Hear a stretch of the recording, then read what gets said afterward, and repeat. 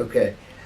So you were asking about the city-to-city cooperation today and why there is an interest for the ILO in getting involved in that city-to-city cooperation in the context of South-South and triangular cooperation.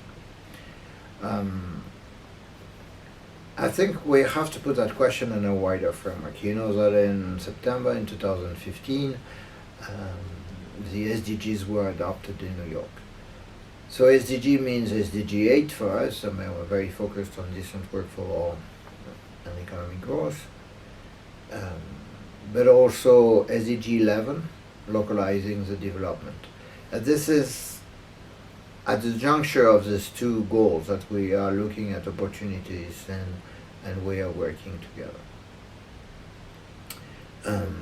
So that's why in the general framework there is a need. I think the second element, and this is explaining why the cities were so much involved into this process, is that we're getting to the limit, to the time where population growth, not so much population growth, but urban population is growing, and we're getting to the point where 50% of the world population would be living in cities. What is different in this context, or what is new from what the northern urbanization process that we knew before?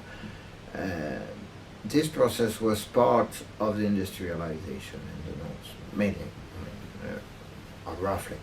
And in that time, so people were moving from the countryside to the cities because they had jobs, or they were a very good prospect of having a better job in a city. What we find today in the rest of the world is that this shift is not so much due because there are more jobs.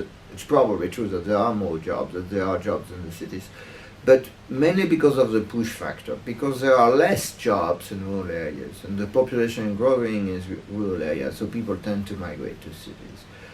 Adding to that, you have young population and then an intensive demographic growth in cities.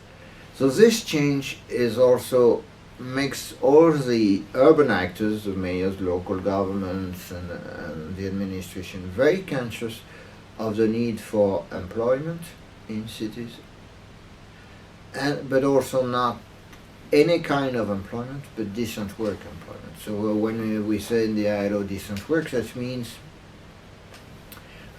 employment, that means social protection, this means also social dialogue as a process to accompany and bring changes.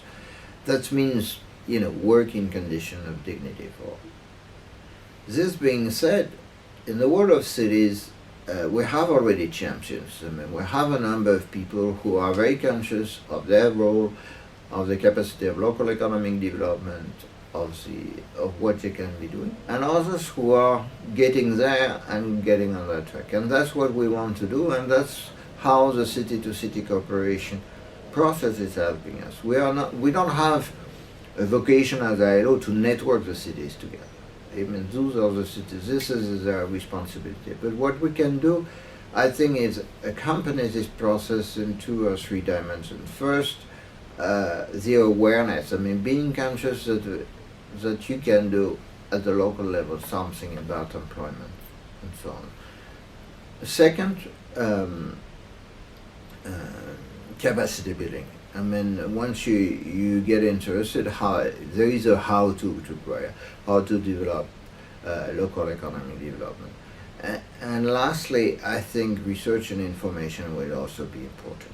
So city-to-city cooperation, in the context of South-South triangular cooperation, this is exactly this, I mean, sharing this knowledge. Some mayors will react very strongly against the notion of SSTC, and this is important to hear. Not because SSTC is not important, it's just because this is already there. I mean, and we don't want to label it as South-South and triangular because our networks, our relationship is exactly South-South and triangular. So in a sense, I mean, the ILO, we are following the process. We are one of them in that context, and it would it would make sense to continue with that. I think we are part of a big trend with this.